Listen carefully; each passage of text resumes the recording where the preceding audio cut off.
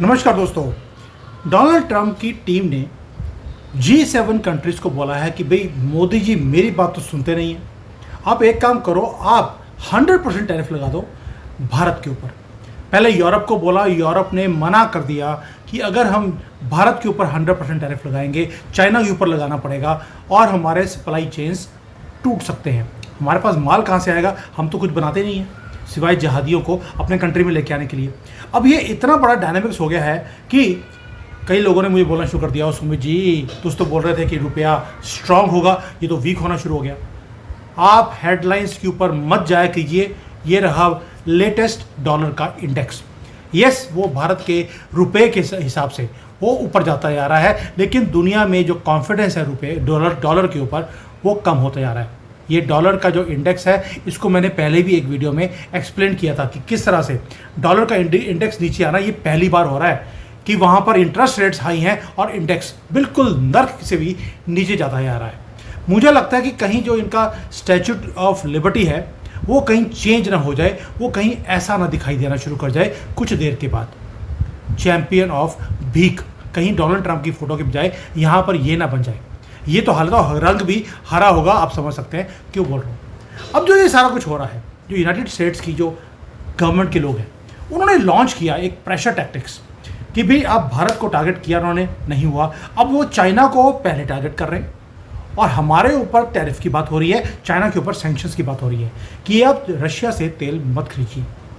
चलिए अब आते हैं G7 के ऊपर कि जो G7 की कंट्रीज़ के जो फाइनेंस मिनिस्टर्स हैं वो अगले हफ्ते मिलेंगे। अभी ये न्यूज़ बाहर नहीं निकली है कि वहाँ पे क्या होगा, लेकिन मैं पहले बता देता हूँ, सारे के सारे कंट्रीज़ एक ही बात बोलेंगी, मिस्टर प्रेसिडेंट आप बोलते जा रहे हैं कि इनके ऊपर टैरिफ लगा दीजिए। भारत के ऊपर आपने 50 लगाया, चाइना के ऊपर 100 की बात कर रहे हैं, भारत के ऊपर भी 100 की, लेकिन हम माल कहाँ से लेंगे? उसका रीज़न है, मोदी जी ने एक काम किया, SCO की समिट में जाकर चाइना के साथ अलाइन कर लिया और ये पहले से बोल रहा था कि हमारी चाइना से दोस्ती होगी, हम दोनों मिलकर जो ये हेजेमनी है यूरोप की, अमेरिका की, इसका मुकाबला करेंगे। अब हो क्या रहा है, अगर G7 सोचेगा कि हमारे ऊपर टैरिफ लगाने की, अमेरिका या G7, मोदी जी ने क्या किया है कि हम अपनी सप्लाईज को बंद कर देंगे यूरोप और अमेरिका के लिए। चाइना बोलता है हम भी अपनी फॉरेन पॉलिसी को आपके साथ अलाइन करते हैं। इसके ऊपर मैंने डिटेल में वीडियो बनाया था and I was the only one who had made this video. क्यों? कुछ इन्फॉर्मेशन मेरे पास अंदर से आई थी कि हमने भारत ने और चाइना ने मिलकर प्लान कर लिया कि तुम्हारी प्रॉब्लम भी सेम है, हमारी भी सेम है, तुम्हें भी सैंक्शंस का ड्रावा दिया जा रहा है, हमें भी दिया जा रहा है, तुम भी दुखी हो अमेरिका की हेजेमनी से, हम भी हैं, क्यों ना हम मिलकर इनका मुकाबला करें। और जिस दिन ये चाइना और इंडिया मतलब कि चिंडिया, जिस दिन ये हो गया उस दिन ये सारी की सारी जो ये ना जिसका मन करता है हमें सैंक्शन कर देते हैं, हमें कहते इससे माल नहीं खरीदना, हमारी करेंसी में माल नहीं खरीदना। भाई हम अपने करेंसी में, इंडियन रुपी हमारा करेंसी है, उसमें अगर माल नहीं खरीदेंगे तो कहाँ खरीदेंगे? हमारी मर्जी, जिससे मर्जी करें। लेकिन डोनाल्ड ट्रंप ने और यूरोप ने बोल दिया कि भाई हर कंट्री में जाकर अब इंटरफेयर करना है।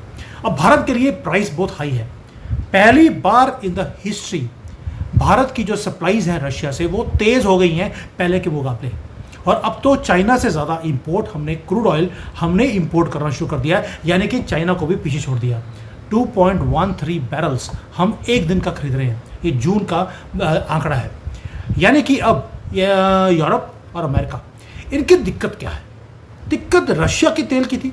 भाई रशिया का तेल खरीद कर हम सिर्फ प्रोसेस करते हैं, प्रोसेस करने के बाद यूरोप को तो बेच रहे हैं, तो आपको प्रॉब्लम क्यों है? प्रॉब्लम इसलिए है, जो मैं पहले भी बोला कई बार, हम इंडियन रुपी में खरीद रहे हैं, यूरो में बेच रहे हैं। चाइना तो तेल बेच नहीं रहा। चाइना जितना तेल खरीदता है वो अपने कंजम्पशन के लिए ही खरीद रहा है। और हमारा क्या हो गया? हमारा रशिया के साथ जो बायलैटरल ट्रेड बहुत थोड़ा था, आज $69 बिलियन का है, और जो सरप्लस है 69 में वो $59 बिलियन का है हमारी फेवर में। और उसके कारण जो हमारे कंट्री में इन्फ्लेशन था वो कंट्रोल में रहा, जबकि दुनिया में इन्फ्लेशन 5 गुना बढ़ चुका है, हमारे इतना भी फर्क नहीं पड़ा, उल्टा नीचे आ रहा है। और प्लस जो हमारी एनर्जी की कॉस्ट है वो भी स्टेबल है। 100 रुपये का पहले था तेल, आज भी 100 रुपये का है, और आगे आके ये और कम हो सकता है क्योंकि डिस्काउंट हमें और मिलना शुरू हो गया। दोस्तों ये जो वेब बनाया हुआ है, ये जाल है एक एनर्जी पॉलिटिक्स का, इसको बड़ी खूबसूरती से मोदी जी ने इसको बैलेंस किया हुआ है। पहली बात, मैं पहले बोला आपको, तेल खरीदते हैं हम रशिया से और बेचते हैं यूक्रेन को। यूक्रेन भी हमसे डीजल खरीदता है। आप सोच सकते हैं, हमें बोला जाता है कि आप फंड कर रहे हैं इस युद्ध को। Yes, we are funding by giving money, by तेल टू यूक्रेन। और जो वेस्टर्न नेशंस हैं, आप भी तो इनडायरेक्टली हमारे से तेल ले रहे हो रशिया का, आपको पता नहीं था, आज 3 साल के बाद आपको अकल आई है। यानी कि जो अमेरिका की जो स्ट्रेटजी है कि सैंक्शन कर, कोई मेरी बात नहीं मानेगा, हम उसको स्विफ्ट में से बाहर निकाल देंगे। हम कहते भाड़ में गया तेरा स्विफ्ट। मॉरिशस आया था अपने पास, उससे भी हमने डील कर ली है, इंडियन रुपी में काम करेंगे, कोई आपको डॉलर देने की ज़रूरत नहीं है। जब आप घूमने जाते हैं मॉरिशस में, उसका प्रधानमंत्री वो हमारे पास आए हुए हैं और उन्होंने डील भी कर लिया कि भाई आपकी टूरिज़्म के कारण हमारी कंट्री बढ़ रही है, राइज कर रही है, और आगे अगर इंडियन रुपी में काम किया जाएगा तो टूरिज़्म और बढ़ जाएगा। इसलिए जो ये इमरजेंसी की जो G7 फाइनेंस मिनिस्टर्स की मीटिंग है कि भाई प्रेशर डाला जाए रशिया के ऊपर, इकोनॉमिक लीवरेज को यूज़ किया जाए, टूल यूज़ किया जाए वॉरफेयर के अंदर। आपको लगता है कि इसके ऊपर फ़र्क पड़ने वाला है? बिल्कुल भी ज़ीरो फ़र्क पड़ेगा। पहली बात तो G7 की कंट्रीज़ ये मान ही नहीं सकती, और अगर वो मान भी गई, ठीक है, टेम्पररी बेस पे भारत और चाइना के ऊपर हम सैंक्शंस कर देते हैं या 100% का टैरिफ लगा देते हैं, ये खुद नीचे गिरेंगे। रीज़न बीइंग, अगर भारत और चाइना ने मिलकर अपना सामान बेचना बंद कर दिया, इनके यहाँ पे एनर्जी की क्राइसिस जो है वो तो आएगी, साथ में सामान के, रोज़ के सामान की भी लाले पड़ जाएंगे। हर चीज़ तो ये चाइना से या भारत से ये खरीदते हैं, दवाइयाँ हमसे लेते हैं, इलेक्ट्रॉनिक्स का सामान चाइना से खरीदते हैं, हर चीज़ इनकी हमारे और चाइना के सामने गिरवी है एक तरह से। और हमने अपनी फॉरेन पॉलिसी को क्या बोला? नॉन अलाइंड है, ना अमेरिका के साथ, ना यूरोप के साथ, ना रशिया, ना चाइना। हमारी फॉरेन पॉलिसी भारत के साथ है।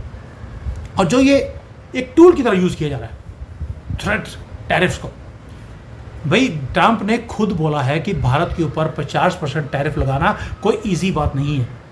इससे जो हमारी रिफ्ट है भारत के साथ वो इंक्रीज करती जा रही है, और जो हमारा ट्रेड है $200 बिलियन का भारत के साथ, वो भी इफेक्ट होगा। मैं पहले दिन से बोल रहा हूँ, अब दोबारा बोलता हूँ, शुरू से बड़ा क्लियर था कि टैरिफ चाइना के ऊपर लगना है। हमें सिर्फ एक टूल की तरह यूज़ किया जा रहा है, क्योंकि अगर सीधा टैरिफ चाइना के ऊपर लगा देते तो ये बोलते कि ये खून तक में हो रहा है, यानी कि आप चाइना को नीचे लेके आना चाहते हैं, उसके कारण आपने टैरिफ लगाया। पहले टैरिफ लगाया भारत के ऊपर, उसके बाद निशाना चाइना ही था। चाइना के ऊपर जो टैरिफ लगाने की बातें हो रही हैं, और लगाएगा भी ये उनको छोड़ेगा नहीं चाइना को, क्योंकि रशिया को कोई फ़र्क नहीं पड़ता अगर चाइना के ऊपर टैरिफ लगा दिया जाए, क्योंकि चाइना के ऊपर रशिया ट्रस्ट करता ही नहीं है। लेकिन हमारे ऊपर टैरिफ लगाने से पुतिन भाग के गए अलास्का में मीटिंग करने के लिए। लेकिन चाइना और भारत दोनों बोलते हैं कि ये जो टूल है वेस्टर्न पावर्स का, अपना टूल ऑफ हेजिमनी, हम इसको अब सहन नहीं करेंगे। ग्लोबल ट्रेड की इंस्टेबिलिटी आती है तो आने दीजिए, हम आपस में ट्रेड कर लेंगे। भारत ने अपना माल चाइना में बेचना शुरू कर दिया, चाइना का माल तो ऑलरेडी भारत में आ ही रहा था। और जो ये यूरोप के एलाइज हैं अमेरिका के, ये ऐसे डायलेमा में फंसे हैं, अगर डोनाल्ड ट्रंप की बात नहीं मानते तो डोनाल्ड ट्रंप उनके ऊपर टैरिफ बढ़ा देगा, अगर मानते हैं तो सारा सामान इनकी कंट्री में आना वो बंद हो जाएगा। यानी कि दोनों तरफ यूरोप के लिए कुआं है मौत का। अब भारत का रिस्पॉन्स, भाई हम तो पहली बात तो रिस्पॉन्स देते नहीं, भाई एक्शन काम करते हैं। भारत के ऊपर इतना प्रेशर है कि तेल नहीं खरीदना रशिया से, और हम क्या करें? हम तेल इंक्रीज करते जा रहे हैं, प्लस हमने जो हमारी आईटी इंडस्ट्री है, कंस्ट्रक्शन के लोग हैं, इंजीनियरिंग के लोग हैं, इंडियन वर्कर्स एंड ऑफिस के लोग, इनको रशिया भेज दिया। 1 लाख से ज़्यादा लोग, क्योंकि वहाँ पर लेबर की शॉर्टेज है, हम अपने लोग भेज रहे हैं। अपने टाइज को हमने चाइना के साथ भी इंक्रीज़ कर लिया, रशिया के साथ तो बहुत ही ज़्यादा हमने इंक्रीज़ कर लिया है। यानी कि हमने चूज़ किया कि हमें अमेरिकन प्रेशर के नीचे या किसी के प्रेशर के नीचे नहीं आना है। अब आगे आके होगा क्या? पहली बात यह है कि जो पूरा का पूरा ग्लोबल जियो पॉलिटिक्स है, ये चेंज हो रही है, पूरा स्टेज चेंज हो रहा है। भारत के ऊपर जो प्रेशर है वो असर नहीं कर रहा, हम रशियन तेल को अबंडन नहीं कर रहे, उल्टा हमने तो वो काम कर लिया कि चाइना के साथ दोस्ती कर ली जो कोई सोच नहीं सकता था। अब आगे जाकर जो इकोनॉमिक वॉरफेयर है, जो यूरोप और ये सारे लोग हमारे ऊपर करने की कोशिश कर रहे हैं, अब देखना ये है कि भारत झुकेगा या हम इनको झुकाएंगे। आपका आंसर क्या है मुझे बता देना। मेरा आंसर आपको पता ही है, मोदी जी झुकने वालों में से नहीं है। वो काम तो बचपन से सोनिया गांधी और उसका बेटा राहुल गांधी का था, हर जगह पे झुकने का, वोट पॉलिश करने का। बाकी कहाँ कहाँ झुकते थे मुझे बताने की ज़रूरत नहीं है। लेकिन जो स्टोरी है ये आज की, ट्रेड पॉलिसी की, ट्रेड वॉर की, प्रेशर की। ये बताता है आपको कि जैसे भारत प्रेशर के नीचे नहीं आ रहा, मल्टीपोलर वर्ल्ड तो हमने खड़ा कर लिया कि तुम अगर पोल हो दुनिया में, हम भी एक हैं। नहीं तो ग्रेट पावर्स के सामने छोटी कंट्रीज़ को या गरीब कंट्रीज़ को झुकना पड़ता था। न्यू दिल्ली 10 साल में, न्यू दिल्ली बोल रहा हूँ, यानी कि भारत की गवर्नमेंट इंडिपेंडेंट भी है, स्ट्रांग भी है, पैसों की कमी नहीं है, और नॉन अलाइनमेंट जो शुरू से हमारा चलता आया है उसको हमने और स्ट्रांग कर दिया। Stakes are very very high both sides for western power, क्योंकि उनका जो यूनिपोलर वर्ल्ड था मल्टीपोलर वर्ल्ड की तरफ चलता जा रहा है, और यही चीज़ें हैं जिसके कारण उनका मुंह काला हो रहा है। और मैंने आपको पहले बताया, ये भी अंदर की न्यूज़ है कि नवंबर तक हमारी ट्रेड डील साइन हो जाएगी। एक प्राइवेट मीटिंग के अंदर ये सारा काम होगा।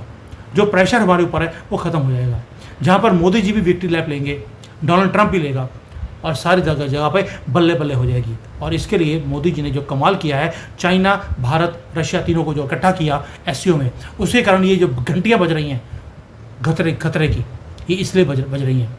और प्रेशर जो वो हमारे ऊपर डालने की कोशिश कर रहे थे, हमने प्रेशर इनके ऊपर ही डाल दिया। ये है मॉडर्न भारत, जो किसी के सामने झुकता नहीं है। बेशक प्रेशर हो, बेशक हमारा इकोनॉमिक लॉस हो, हमने पूरा ग्लोबल ऑर्डर को डिवाइड करके रख दिया है।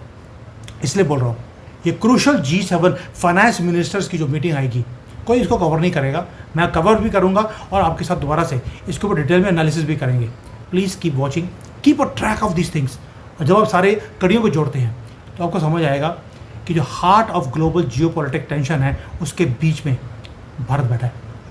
थैंक यू, जय हिंद, वंदे मातरम।